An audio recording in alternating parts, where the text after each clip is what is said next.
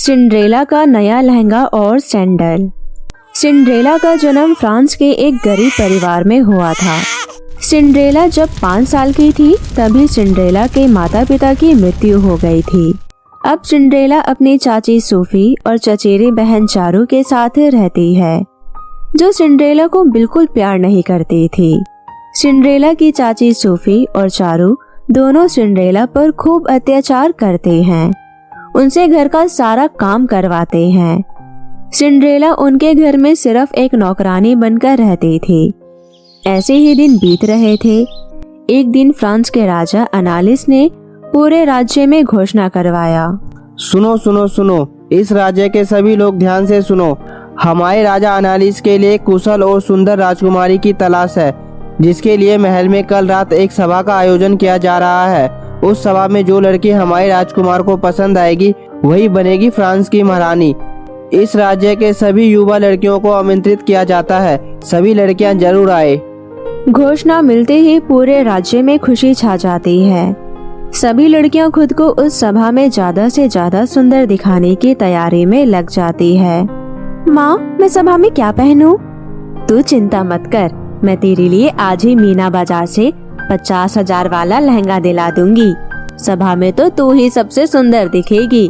देखना, राजकुमार तुझे ही पसंद करेगा। सच माँ? हाँ मेरी बेटी, तुझसे सुंदर भला कोई है क्या इस पूरे शहर में? चल अब जल्दी से अपने चेहरे पर ये उपटन लगा ले, जिससे ये चांद सा चेहरा और निखर जाए। मैं तेरे लिए लहंगा लेकर आती हूँ। तभी सिंड्रेला भी उनकी बात सुन लेती है। चाची, बाजार जा रहे हो तो मेरे लिए भी कोई सस्ती सी फ्रॉक ले लीजिएगा। मेरे सारे कपड़े फट गए हैं, मैं सभा में क्या पहन कर जाऊंगी? ये सुनकर चारू जोर जोर से हंसने लगती है। अरे बेवकूफ, राजकुमार को अपने लिए राजकुमारी चाहिए, नौकरानी नहीं, समझी?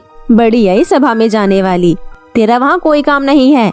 राजकुमार तो तुम जैसी को अपनी काम वाली भी न रखे। पर सभा में तो सभी युवा लड़कियों को बुलाया गया है ना? बहुत जुबान चलने लग गई है तेरी, लगता है तेरे अकल ठिकाने लगाने ही पड़ेंगे। अरे करमजली, जन्म लेते ही तो सबको खा गई, अब क्या सभा में जाकर राजकुमार की जिंदगी खराब करनी है? तो जैसी मनहूस के परछाई से भी लोगों को दूर रहना चाहिए। तूने आज के बाद इस घर से बाहर कदम भी रखे तो मुझसे बुरा कोई नहीं होगा, समझी? चाची और चारू से इतना सब कुछ सुनने के बाद सिंड्रेला रोते रोते घर के कामों में लग जाती है। ऐसे ही 2 दिन भी बीत जाते हैं। चारू आज सुबह से ही बहुत खुश थी, क्योंकि आज रात को उसे सभा में जाना था। चारू लहंगा पहनकर आती है। मैं कैसी लग रही हूँ माँ?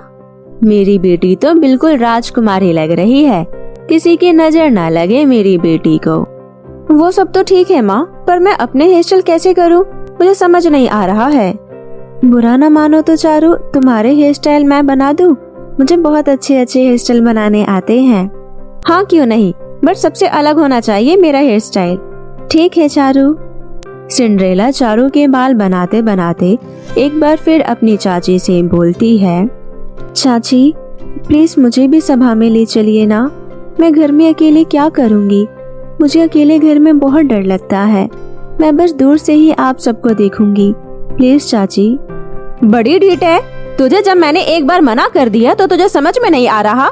रुक, तेरा सभा में जाने का भूत अभी उतारती हूँ, चल मेरे साथ। और फिर इस तरह चाची सिंड्रेला को घसीटते हुए एक अंधेरे कमरे में ले जाकर बंद कर देती है। अब चढ़ यहीं पे, चल बेटी, सभा के लिए देर हो रही है। और फिर दोनों माँ बेटी सभा के लिए निकल जाती है और इधर सिंड्रेला अकेले कमरे में अपने माँ बाबा को याद कर खूब रोती है। माँ, मुझे अंधेरे से बहुत डर लगता है माँ। माँ, पिताजी, आप मुझे इतनी जल्दी छोड़कर क्यों चले गए? क्या मैं आप लोगों को पसंद नहीं थी? क्या मैं इतनी बुरी हूँ? मुझे कोई प्यार नहीं करता। चाची तो ऐसा करती है जैसे मैं उनकी बहुत बड़ी दुश्मन हूँ। आखिर क्यों माँ, क्यों मेरे साथ इतना बुरा हो रहा है? मेरी क्या गलती है? तभी वहाँ एक तेज प्रकाश होता है और एक बहुत ही सुंदर परी वहाँ आती है।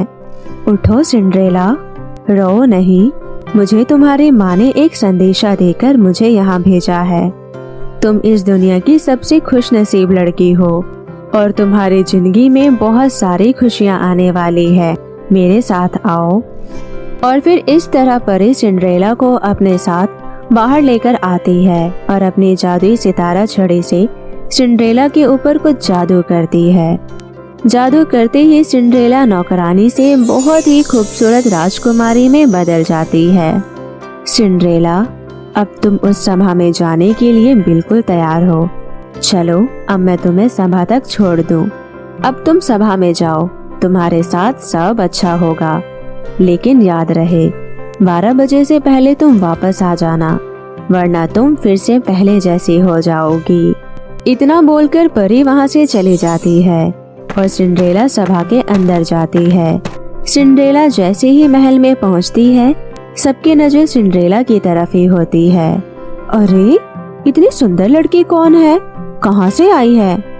हमारे यहाँ की तो नहीं लगती, बट बहुत ही प्यारी है। चारों भी सिंड्रेला को देखकर उसे नहीं पहचान पाती है। चारों सिंड्रेला के आगे जाकर खड़ी हो जाती है। कुछ ही देर में राजकुमार अनालिश आते हैं।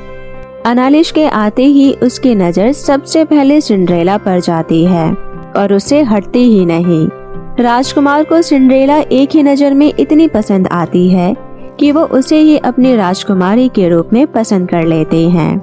राजकुमार सिंड्रेला की तरफ ही बढ़ रहे थे, लेकिन चारों को लगता है कि राजकुमार उसके तरफ आ रहे हैं। देखा माँ, राजकुमार को मैं ही पसंद आई हूँ, वो मेरी तरफ ही आ रहे हैं। तभी राजकुमार सिंड्रेला से कहते हैं, प्रिया, क्या आप हमारे साथ डांस करोगी?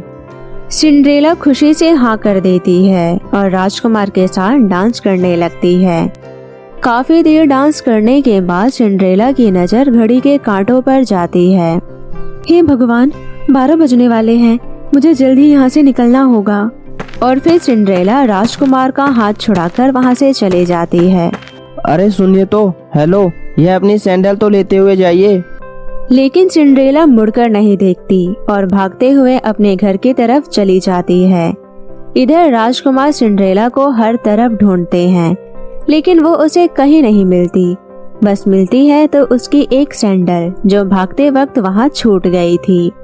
राजकुमार सभा में उपस्थित सभी लड़कियों को वो सैंडल ट्राई करवाते हैं, पर वो किसी के पैरों में फिट नहीं आता। अगले दिन राजकुमार सिंड्रेला के यादों में ही खोया हुआ था। वो उसे भूल ही नहीं पा रहे थे। बार बार उसके दिमाग में सिंड्रेला ही आ रही थी। मंत्री, मुझे किसी भी हाल में इस सैंडल वाली लड़की चाहिए। मैं शादी करूंगा तो सिर्फ इसी सैंडल वाली लड़की से। राजकुमार, रात से हम हर जगह इस सैंडल वाली लड़की को ढूंढने की कोशिश कर रहे हैं, पर वह हमें कहीं नहीं मिली। वह सब मुझे नहीं पता। वह आसमान से तो नहीं आई थी ना, इसी राज्य से आई थी। जाओ और आज के एक एक घर छान मारो। मुझे हर हालत में वही लड़की चाहिए। जो हुकुम महाराज। और फिर मंत्री कुछ सिपाही के साथ पूरे राज्य के एक एक घर में जाकर उस लड़की का पता लगाने की कोशिश करते हैं, लेकिन वो लड़की उन्हें नहीं मिलती। अंत में वो सूफी के घर आते हैं और वो सैंडल चारों को ट्राई करने देते हैं। ये मेरी ही सैंडल तो है, देखो मेरे पैरों में आ गई। क्या बकवास है, सैंडल तुम्हारे पैरों से बड़ा है। मुझसे झूठ बोलने पर इसकी सजा भी हो सकती है, इस बात का ध्यान रहे। माफ करना, ये मेरा नहीं है।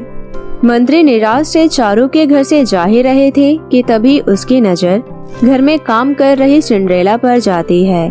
कृपया आप इस सैंडल को पहनकर दिखा सकती हैं? आप भी मंत्री जी क्या मजाक कर रहे हैं?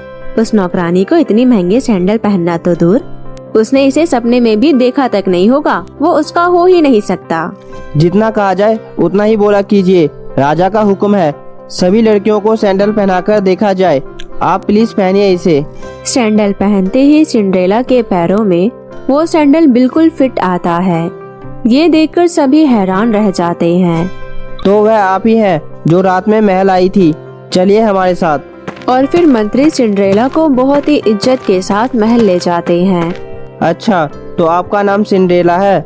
सिंड्रेला, मैं आपको अपने राज्य और दिल की रानी बनाना चाहता हूँ। क्या तुम मुझसे विवाह करोगी? सिंड्रेला खुशी खुशी हाँ कर देती है और फिर सिंड्रेला और राजकुमार की बड़ी ही धूमधाम से शादी हो जाती है और फिर दोनों खुशी खुशी महल में रहने लगती है। तो मेरे प्यारे दोस्तों, कैसी लगी आपको मेरी ये कहानी, मुझे कमेंट करके जरूर बताएं और इसे अपने दोस्तों के साथ भी शेयर करें। और हाँ दोस्तों, अगर आपने अब तक मेरे चैनल को सब्सक्राइब नहीं किया है तो जल्दी से नीचे लाल बटन दबाकर अभी कर ले। तो मिलती हूँ आपसे फिर किसी नई कहानी के साथ। तब तक के लिए आप अपना ध्यान रखें। बाय बाय दोस्तों।